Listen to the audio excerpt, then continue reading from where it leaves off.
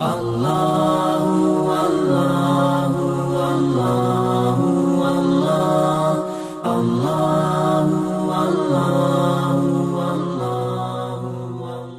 ورحمۃ اللہ وبرکاتہ۔ ان الحمد للہ الصلاۃ والسلام علی سید الرسل وخاتم الانبیاء والمرسلین، اما بعد فاعوذ باللہ من الشیطان الرجیم، بسم اللہ الرحمن الرحیم۔ شہر رمضان الذی انزل فیہ القرآن ھدی للناس وبینات من الھدی والفرقان، صدق اللہ العظیم۔ وقال رسول اللہ صلی اللہ علیہ وسلم اللہم سلمنی لرمضان وسلم رمضان لی وتسلمہ منی متقبلا، صدق اللہ العظیم۔ انتہائی قابل عزت و تکریم سامعین محترم، رمضان المبارک کا بابرکت محتشم مہینہ، برکتوں والا مہینہ، رحمتوں والا مہینہ، عظمتوں والا مہینہ شروع ہو چکا ہے، اور میرے تمام سامعین محترم کو اس رمضان المبارک پہ خوش آمدید بھی ہے،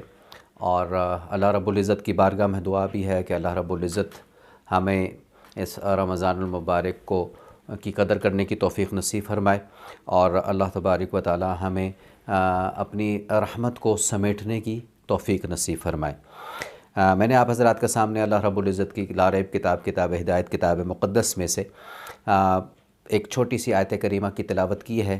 اور فرامین نبوت میں سے حضور نبی کریم رؤوف الرحیم صلی اللہ تعالیٰ علیہ وسلم کا ایک مبارک فرمان تلاوت کیا ہے۔ اللہ رب العزت ارشاد فرماتے ہیں، شہر رمضان الذی انزل فیہ القرآن،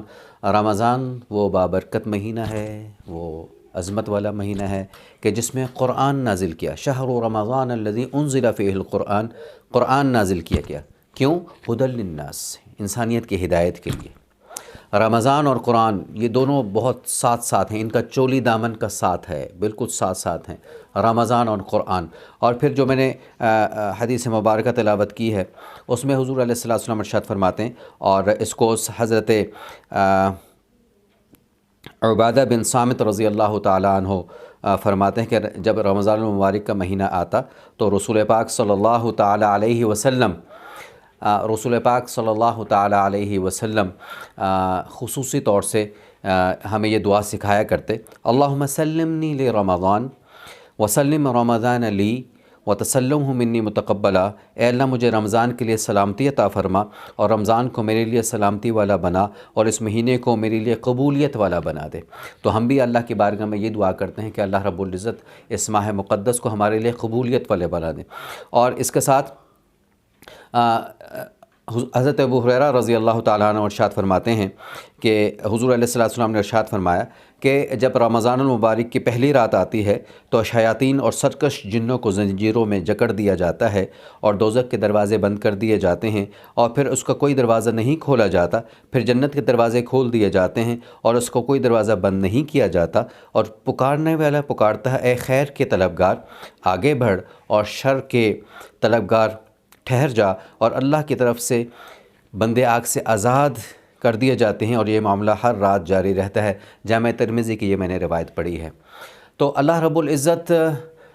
کی رحمتوں کا مہینہ ہے، اللہ رب العزت کی برکتوں کا مہینہ ہے، اللہ رب العزت کو راضی کرنے کا مہینہ ہے، اپنی گناہوں سے توبہ استغفار کرنے کا مہینہ ہے، اللہ سے لو لگانے کا مہینہ ہے، اپنے تعلق کو اللہ سے جوڑنے کا مہینہ ہے، اور یہ وہ مہینہ ہے کہ جس میں اللہ کی رحمت برستی ہے، اللہ کی رحمت موسلادھار بارش کی طرح برستی ہے۔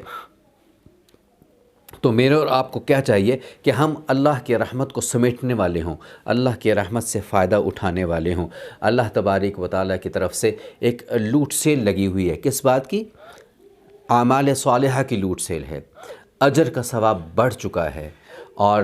ایک فرض کا ثواب 70 گنا بڑھ چکا ہے، نوافل سنتیں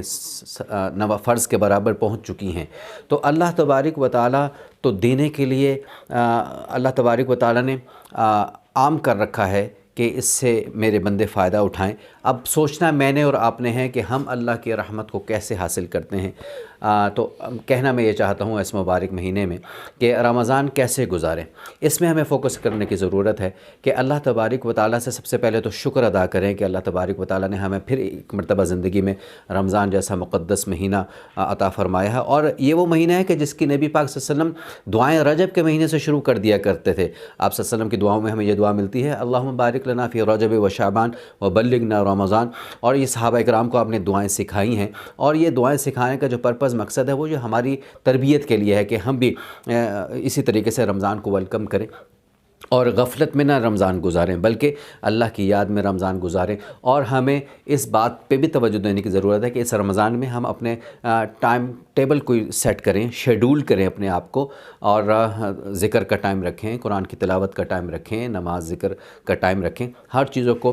بیلنس طریقے سے لے کر چلیں۔ اور اللہ تبارک، اور 3 مقامات، 3 مواقع ایسے ہیں جو بڑے ہی قبولیت کے ہیں۔ ایک تو تہجد کے وقت کی ندا ہے کہ اللہ رب العزت کی پکار آ رہی ہوتی ہے، کوئی مغفرت کا طلبگار ہے، کوئی